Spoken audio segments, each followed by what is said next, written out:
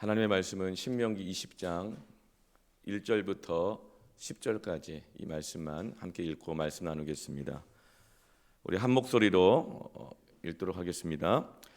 내가 나가서 적군과 싸우려 할 때에 말과 병거와 백성이 너보다 많음을 볼지라도 그들을 두려워하지 말라. 애굽 땅에서 너를 인도하여 내신 내 하나님 여호와께서 너와 함께 하시느니라.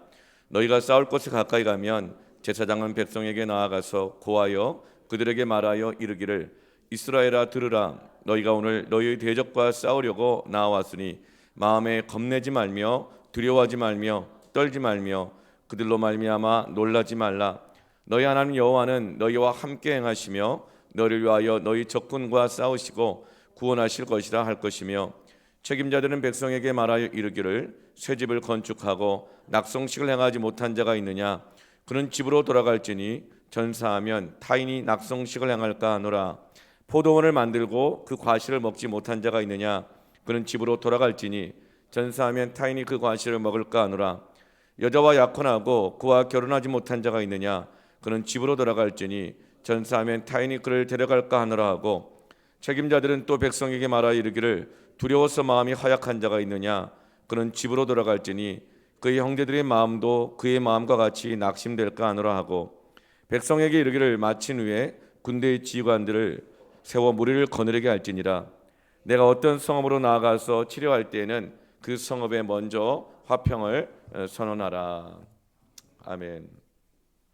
광야 40년을 지나고 드디어 꿈에 그리던 가나안 땅에 들어오게 되었는데 하나님께서는 그 가나안 땅에 들어가게 되면 전쟁을 만나게 될 거라고 말씀하십니다.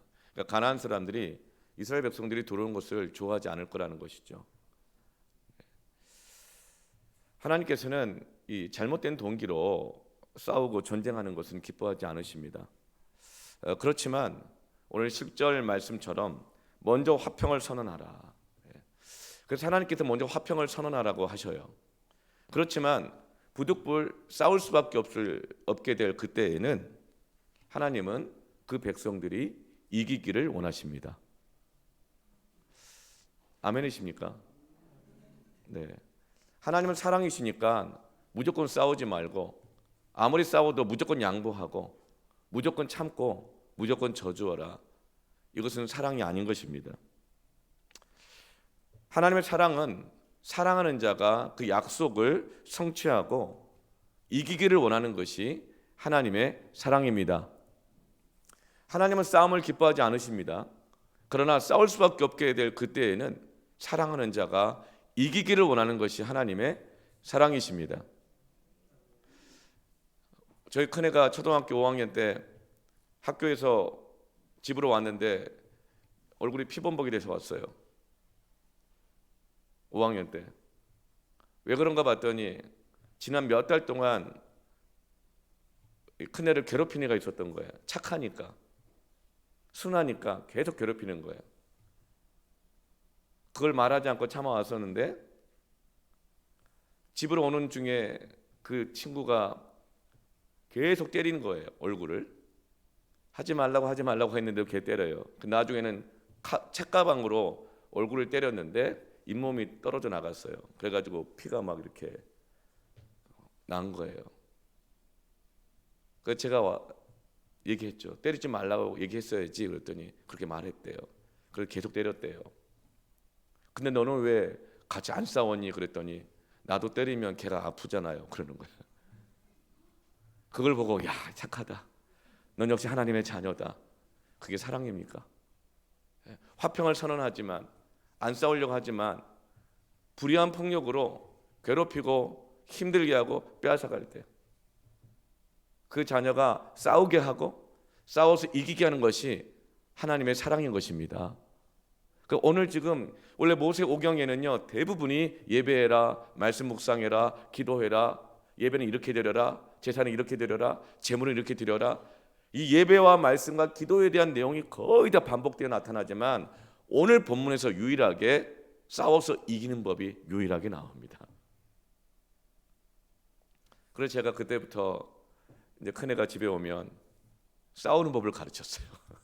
이렇게 때리면 이렇게 피하고 이렇게 때리면 이렇게 맞고 안 되면 그냥 목을 그냥 손으로 딱 찌르면 그것도 해서 뭐 옆에서 제 아내가 고개를 저으면서 여러분, 하나님의 사랑은 그 자녀가 이기는 것입니다. 오늘 하나님의 사랑 안에서 싸워서 이기는 법을 배우기를 축원합니다. 어떻게 할 때 이 세상과의 전쟁 속에서 싸워서 이길 수 있을까? 첫 번째로 하나님의 말씀을 들어야 합니다. 오늘 1절 말씀에 내가 나가서 적군과 싸우려 할 때에 말과 병거와 백성이 너보다 많음을 볼지라도 그들을 두려워하지 말라. 애굽 땅에서 너를 인도하여 내신 내 하나님 여호와께서 너와 함께 하시느니라. 그리고 2절과 3절에도 제사장은 백성에게 나아가서 고하여 그들에게 말하여 이르기를. 제사장들은 싸워야 될 때 백성들에게 나아가서 말하여 이르기를 이스라엘아 들으라. 여러분, 전쟁에 나아갈 때는 하나님의 말씀을 들어야 합니다. 여러분, 아멘이 너무 말씀에 쏙 빠져 들어가 계신 건가요?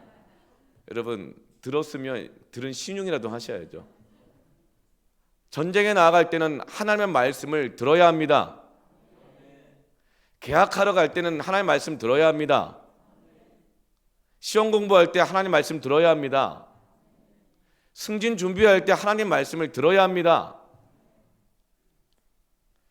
여러분, 전쟁에 나가서 싸우려고 하다 보니까 어때요? 적의 숫자가, 말과 병거와 백성의 숫자가 자기들보다 더 많은 것을 보았을 때, 그냥 많은 정도가 아니라 어떻게 많아요? 우리들보다 더 많은 것을 보았을 때 그때 무엇이 찾아옵니까? 두려움이 찾아오거든요. 그때 두려워하지 말라고 말하고 제사장은 이스라엘 백성들에게 가서 말하여 이르기를 이스라엘아 들으라. 뭘 들어야 돼요? 너희가 오늘 너희의 대적과 싸우려고 나왔으니 마음에 겁내지 말며 두려워하지 말며 그들로 말미암아 놀라지 말라. 두려워하지 말라는 하나님의 말씀을 들어야 합니다. 하나님이 너희와 함께 하시기 때문에 두려워할 필요가 없다는 그 말씀을 들어야 하는 것입니다. 1절 하반절에 애굽 땅에서 너를 인도하여 내신 내 하나님 여호와께서 너와 함께 하시느니라. 가나안의 부족들은 비교도 안 되는 세계 최강국이었던 애굽 땅에서조차 너를 인도해 내신 것 아니냐.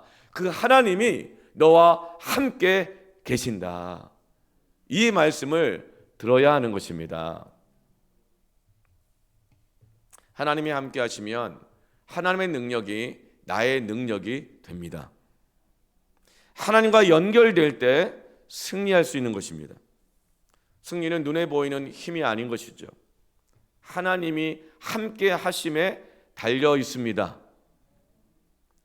네가 볼 때 너희들보다 적들의 병거와 말과 군사의 수가 훨씬 많을지라도 하나님이 너희와 함께 하시면, 너희가 하나님과 연결되어 있으면 너희가 이긴다. 그러니 두려워하지 말아라. 여러분, 전장에서 눈에 보이는 것을 바라보고 비교하기 시작하면 두려움이 찾아오게 됩니다. 여러분, 두려움은 하나님이 주시는 마음이 아니라고 했습니다. 왜 하나님께서는 두려움을 주지 않을까요? 여러분, 사람이요, 두려움이 생기면 몸에서 아드레날린이 나와가지고 평소보다 몇 배의 힘이 난다 그래요.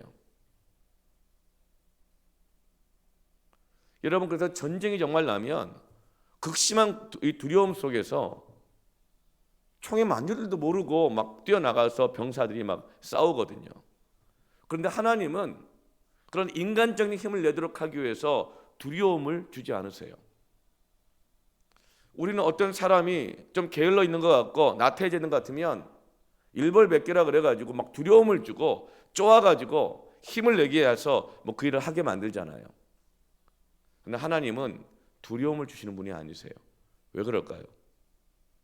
두려움은 마귀가 가장 사용하기 좋아하는 감정들이기 때문에 그래요. 마귀가 그걸 사용해서 혈과 육으로 싸우게 하도록 사용하는 것을 아시기 때문에 하나님은 두려움을 주지 않으십니다. 여러분, 두려움은 마지막 때 최후의 이 전쟁 속에서 결국은 믿음을 지키지 못하게 하고 결국은 심판을 받게 되고 멸망하게 되는 그 사람들의 목록이 요한계시록 21장에 나와요. 근데 그 첫 번째가 무엇인가? 요한계시록 21장 8절에 그러나 두려워하는 자들과 믿지 않은 자들과 흉악한 자들과 살인자들과 음행하는 자들과 점술가들과 우상 숭배자들과 거짓말하는 모든 자들은 불과 유황으로 타는 못에 던져지리니 이것이 둘째 사망이라. 마지막 때가 되면 극심한 믿음의 연단과 환난과 핍박과 박해가 올 것인데 그 환난과 핍박과 고난을 견디지 못하고 믿음 저버리는 사람들이 쭉 나오는데 거꾸로 가볼까요? 거짓말하는 자들이에요. 거짓말하는 사람들은 마지막 때 믿음의 연단을 통과하지 못합니다. 그래서 타는 못에 던져지고 둘째 사망 가운데 거하게 되죠. 또 어떤 사람이에요? 우상 숭배자들, 점술가들, 음행하는 자들, 하나님이 허락하지 않으신 부부 가정 외에서 성을 담력하고 사랑하는 이름으로 그것을 즐기는 사람들, 마지막 때에 믿음을 지키지 못하고 둘째 사망 가운데 던져질 거라 말합니다. 또 어떤 사람들이요? 살인자들, 미워하는 마음 때문에 사람을 죽이는 것, 돈 때문에 사람을 죽이는 사람들, 또 흉악한 자들, 그리고 믿지 아니하는 자들. 저는 믿지 않는 자들이 제일 먼저일 줄 알았더니 가장 먼저 심판받는 사람이 누구예요? 믿음 못 지킨 사람이 첫 번째, 두려워하는 자들인 것입니다.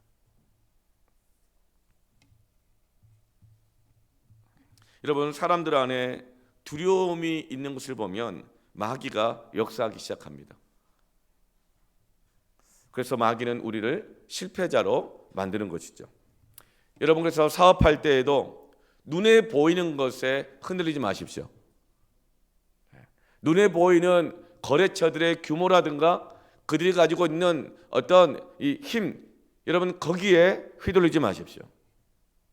방해 세력, 그리고 어떤 이 경제적 경기 분위기에 흔들리게 되어지면 두려움에 사로잡히게 되어집니다. 경기가 좋을 때든지 안 좋을 때든지, 직장 안에서 상사가 아주 좋은 상사이든지 아니면 진상 상사이든지, 고객이 아주 그냥 좋은 고객이든지 진상을 부리는 고객이든지, 경쟁자를 상대할 때에도 무엇을 보아야 할까요? 나와 함께 하시는 하나님을 보시기를 축원합니다. 그래야 두려움에 사로잡히지 않습니다. 그래야 믿음이 흔들리지 않습니다. 지난 40년 동안 광야 속에서 여기까지 인도하신 하나님을 바라볼 때에 하나님이 나에게 어떤 분이신가, 그 하나님이 어떤 분이신가를 깨닫게 되어지면 우리는 두려워하지 않습니다. 결코 실패자가 되지 않습니다. 여러분, 세상에서 가장 강력한 힘이 무엇인지 아세요? 인류 역사상 발견된 가장 강력한 힘, 그것은 바로 중력입니다. 그래비티. 태양을 붙들고 있는 게 뭐예요? 중력이에요. 지구를 붙들고 있는 게 뭐예요? 중력이에요. 달을 붙잡고 있는 것도 중력이에요. 태양과 지구와 달 사이의 거리를 그대로 유지하게 하는 것, 그것도 중력이에요. 여러분, 이 중력은 천재 물리학자 이 뉴턴이 350년 전에 발견했습니다. 그 전에는 이 지구를 붙들고 있는 것이 무엇이라고 생각했냐면, 인도에서는요, 엄청나게 큰 거북이 등 위에 큰 4마리의 코끼리가 지구를 떠받치고 있다고 믿었어요. 왜냐하면 인도 사람들이 볼 때 이 지구를 이렇게 오랫동안 떠받드는 걸 보니 일단 오래 살아야 된다. 오래 사는 힘, 거북이. 그리고 가장 힘이 센 동물, 코끼리. 그래서 그들은 거북이와 코끼리가 가장 힘이 셌다고 생각한 것이죠. 그리스 사람들은 아틀라스라고 하는 이 신이 이 지구를 떠받들고 있다고 믿었어요. 일본 사람들은 거대한 물고기가 이 지구를 떠받치고 있다고 생각했어요. 왜죠? 이 지구 땅덩어리가 물 위에 떠 있다고 생각했으니까. 그러니까 물속에 사는 가장 큰 물고기가 이 물에서 이 물의 바닥 땅이 빠지지 않도록 떠받치고 있다고 믿었던 것이죠. 그러나 성경은 욥기 26장 7절 같이 함께 읽어볼까요? 땅을 아무것도 없는 곳에 매다시며. 뉴턴이 중력을 발견한 것이 350년 전인데 뉴턴보다 3,000년 전에 하나님이 중력으로 지구를 우주 공간에서 아무것도 없는 곳에서 매달고 계신다, 붙잡고 계신다는 것을 본 것이죠. 누가요? 욥이요. 모든 사람이 떠나고 완전히 버려진 것 같고 아무것도 없는 상황 속에서 몸이 병들어 죽을 것 같고 사람들이 다들 나를 배신하고 떠나고 너무 외로워서 죽을 것 같고 아무것도 없는 그 극심한 고난 중에 그는 하나님을 바라보며 모세오경, 창세기, 출애굽기, 레위기, 민수기, 신명기까지 말씀을 붙잡고 기도할 때에 그는 그 고난 중에서 온 우주를 붙잡고 계시는 하나님을 발견한 것입니다. 고난이 너에게 유익이라. 이로써 내가 주의 율례를 배우게 되는 것입니다. 사랑하는 성도 여러분, 고난 중에 나는 아무것도 없고 상대가 다 가졌다고 느끼고 있을 때, 저 사람이 내 인생을 쥐락펴락한다고 느낄 그때에 온 우주를 붙잡고 계시는 하나님을 바라보시기를 축원합니다. 그래서 제사장은 전쟁에 나아가는 그 백성들에게 하나님의 말씀을 들려주어야 합니다. 어떤 말씀이요? 하나님이 어떤 분이신가? 하나님이 너와 함께 계시니 두려워하지 말라. 여러분, 대학 진학을 앞두고 있는 자녀들에게, 그리고 세상에 나아가서 취업을 준비하고 취업을 하고 그 치열한 경쟁 앞에 나아가야 될 자녀들에게, 오늘도 출근하고 회사에서 일을 해야 되는 남편에게, 사업해야 되는 남편에게, 여러분 치열한 이 병마와 싸우고 있는 성도에게 여러분 하나님의 말씀을 들려주십시오. 하나님이 너와 함께 하시니 반드시 이긴다.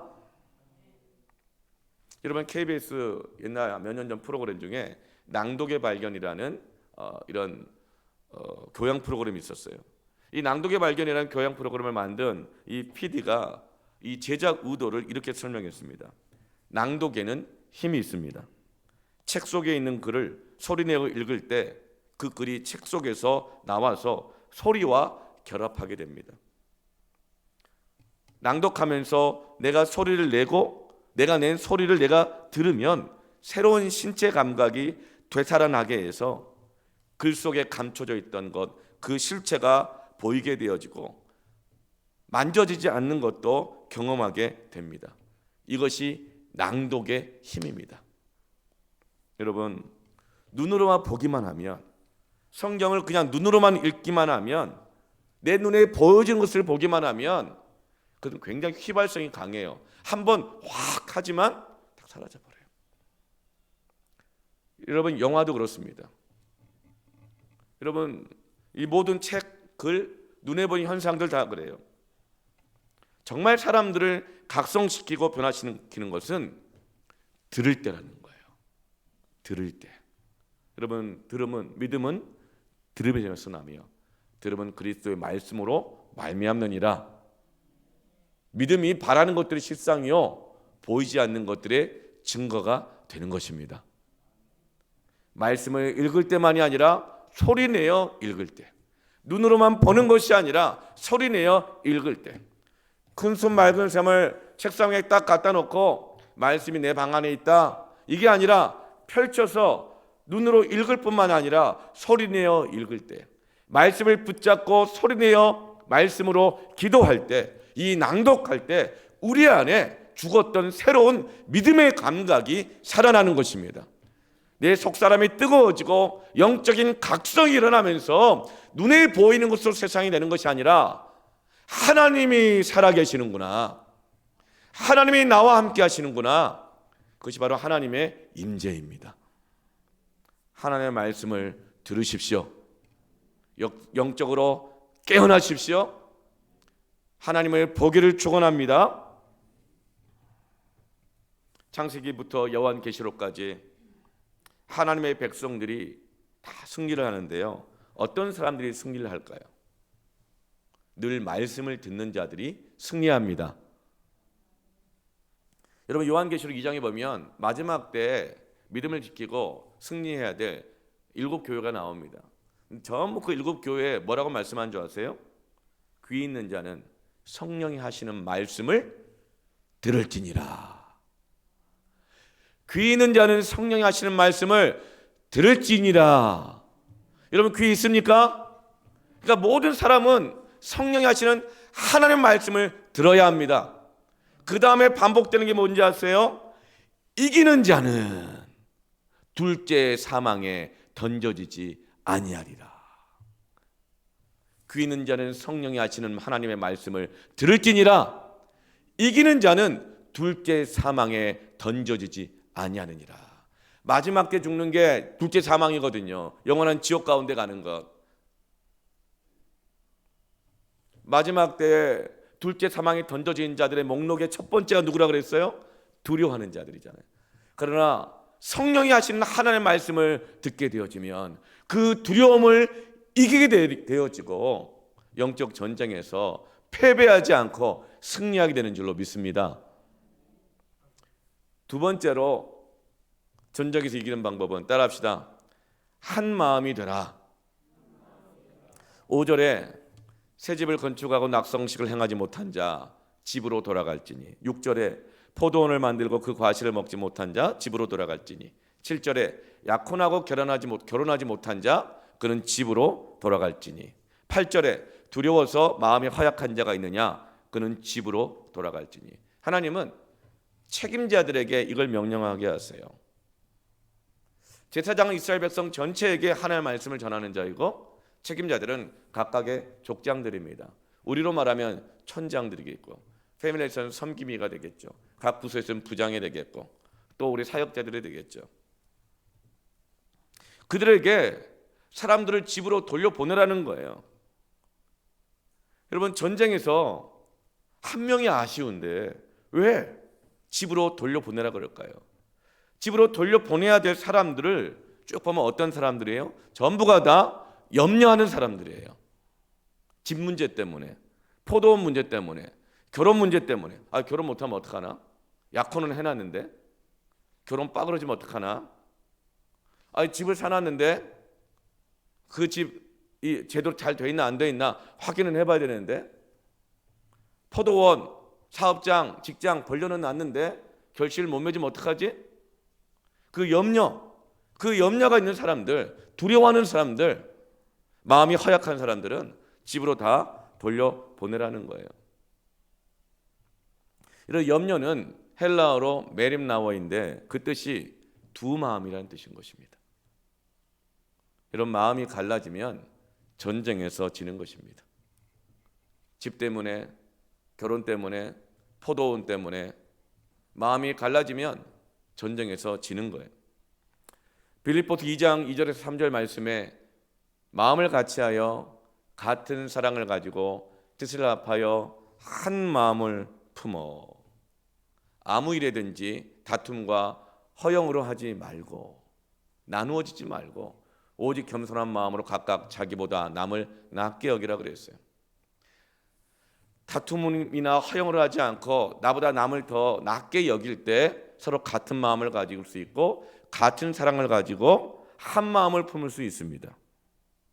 그 마음이 바로 빌립보서 2장 5절 바로 그 다음 절 말씀에 너희 안에 이 마음을 품으라 곧 그리스도 예수의 마음이니 예수의 마음이 어떤 마음이에요? 같은 마음을 가지고 같은 사랑을 가지고 한 마음을 품는 것이 예수의 마음입니다. 그렇게 같은 마음, 나누어지고 갈라진 마음이 아니라 같은 마음. 왜 사람들이 마음이 갈라지고 나누어져요? 염려 때문에 그런 거 아니에요? 욕심 때문이기도 하고요. 그렇게 했다가 이런 일이 일어나면 어떡할 거냐? 이렇게 했다가 이런 일이 일어나면 어떡할 거냐? 이런 그 염려,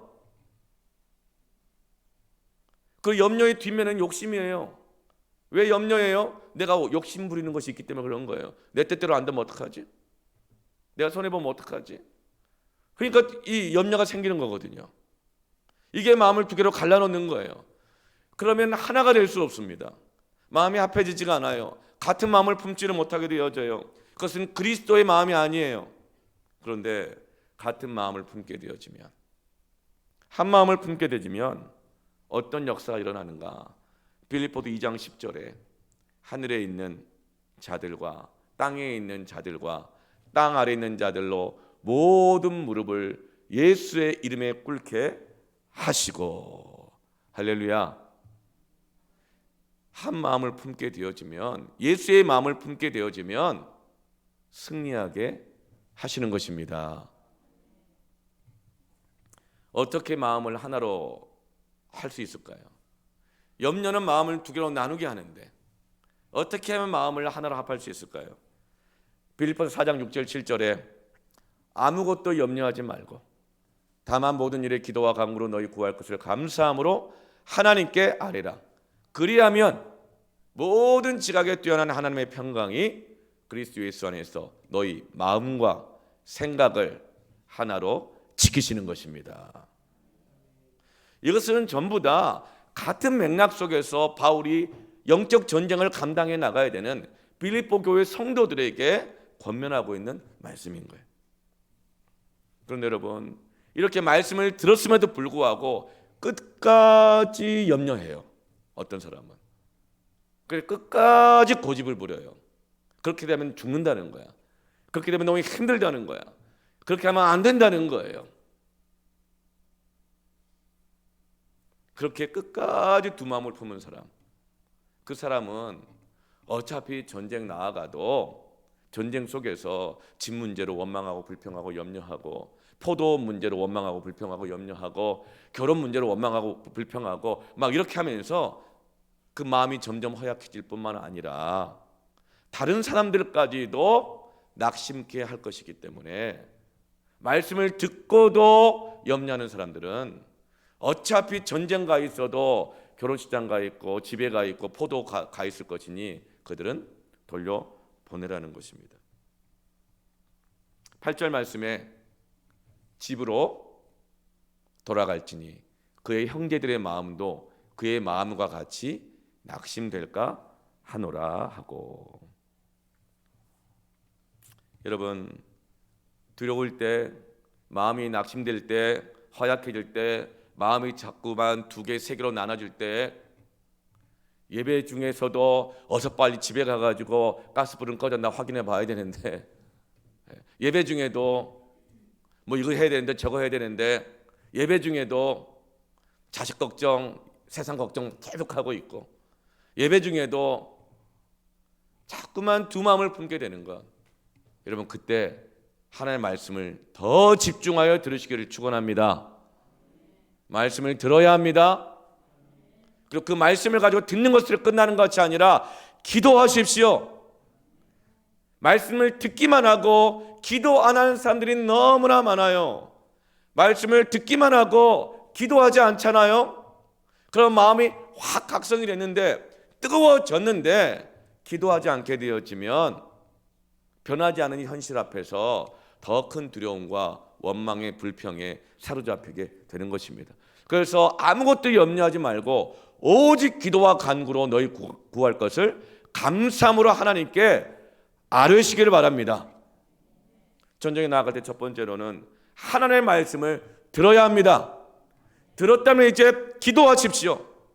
기도가 사라지신 분들이 있죠. 마음이 두 갈래, 세 갈래, 네 갈래 문어다리처럼 다 갈라집니다. 하나님의 나라는 두 마음을 품은 자들에게 합당하지 않습니다. 이루어지지 않습니다. 그러므로 여러분 기도하십시오. 기도하십시오. 기도하십시오. 여러분, 성령님께서는 우리가 말씀 붙잡고 기도할 때 우리의 마음을 하나로 합합니다. 두려움과 염려를 없애주시기 때문에 염려하지 않고 함께 따라갑니다. 함께 순종합니다. 왜요? 좋은 방법보다 하나님이 함께 하시면 다 되기 때문에. 여러분, 성령은 하나가 되게 하시는 영이십니다. 여러분, 은사와 하나됨, 어떤 것이 더 힘이 있을까요? 은사자가 아무리 많이 있어도 천사의 말을 하고 세상을 통달한 지식과 경험이 다 있어도 사랑이 없으면, 하나가 안 되면 그 은사 때문에 망합니다. 깨집니다. 은사보다 하나됨이 더 능력입니다. 은사보다 교회됨이 더 능력입니다. 비전보다 하나됨이 더 능력입니다. 많은 수와 하나됨, 무엇이 더 큰 능력일까요? 적들의 병거의 숫자와 말의 숫자와 백성들의 숫자가 너희보다 훨씬 많음을 볼지라도 너희가 하나님의 말씀을 듣고 하나가 되면 이기는 것입니다. 여러분, 사람이 머리가 좋아 보여야 얼마나 좋을까요? 어떤 사람의 IQ가 여러분 최소한 전부 한 100 이상은 되시잖아요. 예. 여러분 여기 IQ 200 되는 사람 있나요? 네. 사람이 달리기를 빨리 달려봐야 얼마나 빠르겠어요? 여러분, 하나가 되어야 합니다. 머리, 팔, 다리 아무리 다 튼튼하고 건강하고 똑똑해도 따로따로 놀면 여러분 다종의 인격밖에 안 돼요. 능력은 하나됨에서 옵니다. 같은 마음을 품으십시오. 때로는 의견이 좀 달라도 하나님이 말씀하셨으면 그렇게 했다가 더 좋은 방법이 있는데 그렇다 하더라도 하나님 말씀하셨으면 그 말씀하심 앞에 마음을 합하십시오. 그때 이깁니다. 그래서 제사장 보고 하나님이 함께 하시니까 두려워하지 말라고 말하라고 하는 거예요. 하나님의 함께 하심을 믿어야만 우리는 염려하지 않고 한 마음이 될 수가 있습니다. 그러면 이깁니다.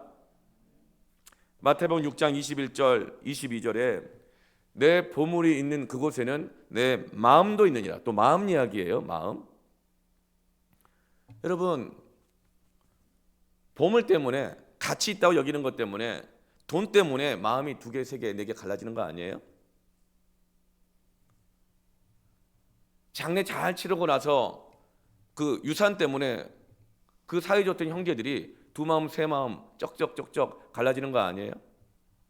교회도 그렇지 않습니까? 돈 문제 때문에 성도들이 막 갈라지고 싸우고 그런 일이 얼마나 많이 있어요. 그래서 돈 들어가는 일만 나오면, 헌금 들어가는 일만 나오면 사실은 하나님이 함께 하시는 것을 보지 않는 교회들은 그 헌금 때문에, 건축 때문에, 선교 때문에, 부재 때문에, 장학금 때문에 이런 것 때문에 막 사람들의 마음이 갈라지게 되어지잖아요. 내 보물이 있는 곳에 내 마음이 있느니라. 그런데 22절에 바로 이렇게 말해요. 눈은 몸의 등불이니 그러므로 내 눈이 성하면 온몸이 밝을 것이다. 온몸이 성할 것이다. 그런데 여기서 왜 눈 이야기를 할까요? 내 눈이 성하다고 할 때 눈이 성하면 이 뜻이 뭐냐면 영어로 I be single, 하나를 본다는 거예요. 초점이 하나라는 거예요. 눈이 성하다는 것은 single focus, 함께 보고 하나로 본다는 거예요. 눈이 나쁘면 뭐죠? 이거는 더블 포커스, 2개를 보는 거예요. 그때 염려가 생겨요. 분쟁이 생겨요. 마음이 허약해져요. 여러분, 한 마음으로 보시길 축원합니다. 한 뜻을 품기를 바랍니다.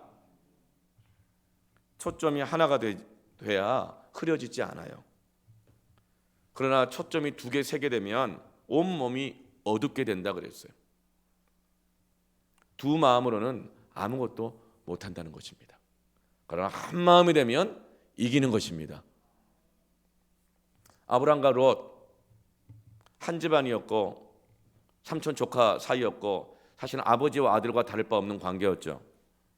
그런데 롯은 늘 더블 포커스였어요. 마음이 2개였어요. 그냥 2개 정도가 아니라 2마음 3마음이었어요. 좋은 게 있으면 그냥 그쪽으로, 자기한테 이익이 될 게 있으면 그냥 그쪽으로, 자기한테 조금이라도 손해가 될 것 같으면 그냥 또 다른 쪽으로 눈을 두리번거리며 사는 사람이 바로 롯이었어요. 창세기 13장 10절에서 11절에 이에 롯이 눈을 들어 요단 지역을 바라본즉 소알까지 온 땅의 물이 넉넉하니 여호와께서 소돔과 고모라를 멸하시기 전이었으므로 여호와의 동산 같고 애굽 땅과 같았더라. 그러므로 거기가 더 좋아 보이는 거죠. 약속의 땅이 아니라 더 좋아 보이는 땅, 넉넉해질 것 같은 것, 그걸 보니까 더블 포커스가 된 거예요. 그러면서 마음이 나눠지기 시작합니다. 그러므로 롯이 요단 온 지역을 택하고 동으로 옮기니 그들이 서로 떠난지라. 이것은 아름다운 떠나보냄이 아니에요. 아름다운 출가가 아니에요. 아름답게 이렇게 세워주는 것이 아니고 두 마음을 품어서 넉넉한 곳을 향하여서 롯이 하나님의 약속의 땅을 떠난 것이고 약속의 백성을 떠난 것입니다. 결국 롯은 가나안 땅에 전쟁이 일어나잖아요. 그 전쟁 속에서 모든 것을 잃고 노예로 잡혀가 버립니다. 여러분, 가나안은 하나님의 이렇게 선하신 뜻 아니에요. 지금 가난한 것 그게 자랑이 아니라고요. 어떤 가난은 스스로 하나님 뜻을 이루기 위해서 자처하는 가난도 있지만, 그러나 가난이 그냥 이것이 하나님의 뜻이다 이렇게 무조건 받아들일 만한 것이 아니에요. 롯은 넉넉한 것을 추구해서 두 마음을 품었다가 결국 모든 것을 잃고 가난해지고 노예로 잡혀갑니다. 그런데 아브라함은 어때요? 싱글 포커스. 창세기 13장 18절에 그렇게 롯이 떠나버리자 아브라함이 장막을 옮깁니다. 어디로 옮겨요? 헤브론에 있는 마므레 상수리 숲에 이르러 거주하며 거기서 여호와를 위하여 제단을 쌓았더라. 이것이 바로 싱글 포커스예요. 눈이 흐려지지 않는 거예요. 하나님 한 분을 바라보고 제단을 쌓고 하나님 임재 앞에 나아가는 것입니다. 그리고 아브라함은 그 예배 속에서 하나님의 임재 가운데서 큰 결단을 합니다. 두 마음을 품다가 모든 걸 잃고 노예가 된 조카 롯을 건져내야겠다. 살리는 자가 되기로 그 마음에 결심하게 됩니다. 그 전쟁 가운데 나아갑니다. 318명의 종들을 데리고 나가서 롯과 그 가족들을 구출해 오는 것이죠. 구출하고 돌아오는 그 길에 창세기 14장 20절에서 24절에 같이 한번 쭉 읽어볼까요? 시작. 너희 대적을 내 손에 붙이신 지극히 높으신 하나님을 찬송할지로다 하매 아브라함이 그 얻은 것에서 10분의 1을 멜기세덱에게 주었더라. 소돔 왕이 아브라함에게 이르되 사람은 내게 보내고 물품은 네가 가지라. 아브라함이 소돔 왕에게 이르되 천지의 주제시요 지극히 높으신 하나님 여호와께 내가 손을 들어 맹세하노니 내 말이 내가 아브라함으로 치부하게 하였다 할까 하여 내게 속한 것은 실 한 오락이나 들매끈 한 가닥도 내가 가지지 아니하리라. 오직 젊은이들이 먹은 것과 나와 동행한 아넬과 에스골과 마므레의 분깃을 제할지니 그들이 그 분깃을 가질 것이니라. 아멘. 여러분, 아브라함은 어때요? 롯 구해 왔잖아요. 전쟁에서 이겼어요. 많은 전리품을 가지고 돌아옵니다. 그러면서 멜기세덱에게, 하나님의 큰 제사장에게 10분의 1을 자원하여, 당시에는 10의 1조를 드리라는 율법이 없을 때예요. 자원하여 10분의 1을 멜기세덱 대제사장에게 드립니다. 왜냐하면 이 10의 1조는 당시의 세금이었어요. 나는 이 나라에 속해 있다, 이 나라의 백성이다. 그러자 그때 소돔 왕이 아브라함에게 나와서 말합니다. 이 많은 물품 네가 다 가져야지, 뭐 하려고 내냐. 그러자 아브라함이 뭐라고 말해요? 그 많은 전리품 앞에서도, 그 보물을 두고도 마음이 두 개로 나눠지지 않아요. 하나님 한 분만을 바라봐요. 그리고 소돔 왕에게 이 물품을 내가 다 가져가서 소돔 왕 너 때문에 내가 이런 혜택을 받았다, 이런 돈 좀 받았다, 삶이 넉넉해졌다, 이런 말 듣고 싶지 않다. 난 오직 하나님 한 분만 난 의지하고 바라본다. 나는 하나님 때문에 사는 것이지 네가 나한테 좀 잘해줬다고 해가지고 내가 산다는 그런 말 듣고 싶지 않다. 그러니 나는 하나도 손대지 않겠다. 오직 젊은이들이 먹은 것과 나와 동행한 아내와 에스골과 마물의 분깃만을 제할 것이다.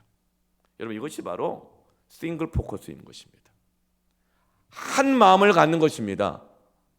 여러분, 이 한 마음을 가져야 이기는 것입니다. 롯을 구해왔고 전리품을 가져왔던 아브라함은 소돔 왕으로부터 전리품을 더 받지 않습니다.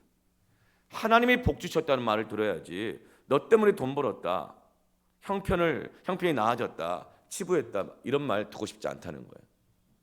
여러분, 누구 덕분입니까? 하나님 덕분인 겁니다. 네. 그래서 아브라함은 공짜 좋아하지 않아요.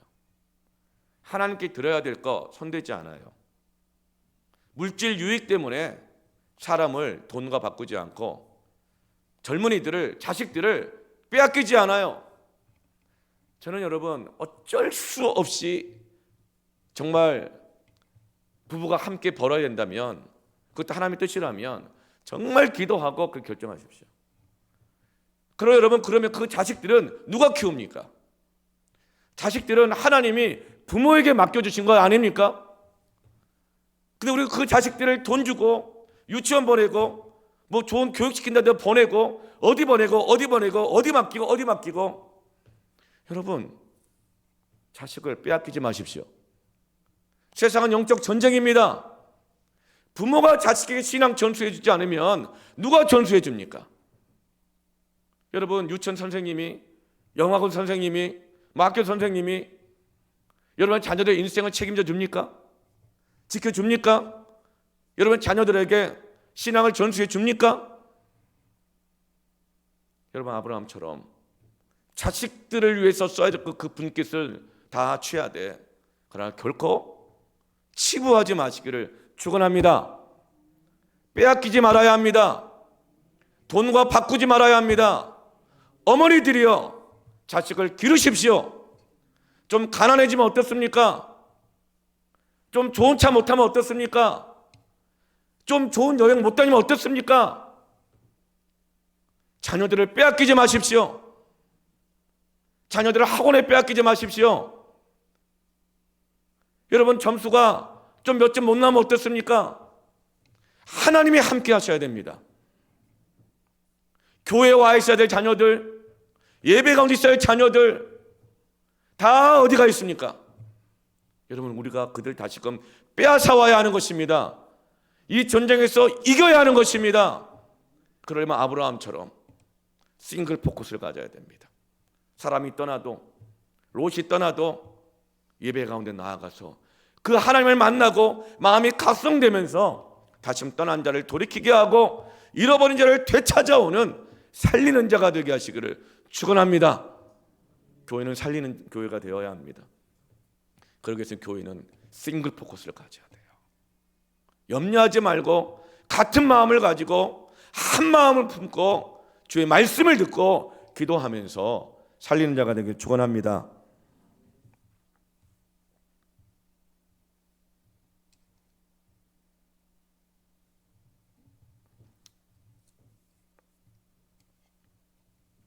여러분, 지도자가 특별히 한 마음을 가져야 됩니다. 왜 양들이 흩어질까? 저 자신을 깊이 돌아보게 돼요. 최근에 새가족 등록 신방을 쭉 다니면서 새로운 걸 깨닫게 되어졌어요. 저희 교회는 저희 교회 와서 세례 받으시고 신앙생활 시작하신 분들도 여러 분 계시지만 또 굉장히 많은, 실제 절반 이상은 타 교회에서 신앙생활 하시다가 여러 가지 과정을 통해 오신 분들이 또 참 많이 있어요. 저는 이렇게만 생각했습니다. 바람이 불면 키질을 하면 쭉정이는 날아가고 알곡만 남는다. 흩어지는 자들은 다 쭉정이들 아닌가? 여러분, 그것이 거의 90% 맞는 것 같아요. 그런데 가만 우리 교회 성도들 보면 흩어져서 온 성도들이 또 상당히 많이 계시는데 그들 보면 대부분 다 쭉정이라 말할 수가 없고 알곡들이에요. 다 교회에서 한 가닥씩 하시고 헌신하고 일꾼들이었어요. 그러면 제 마음에 이런 생각이 들었습니다. 아니, 쭉정이가 날아가야 되는데 왜 알곡들이 흩어졌을까?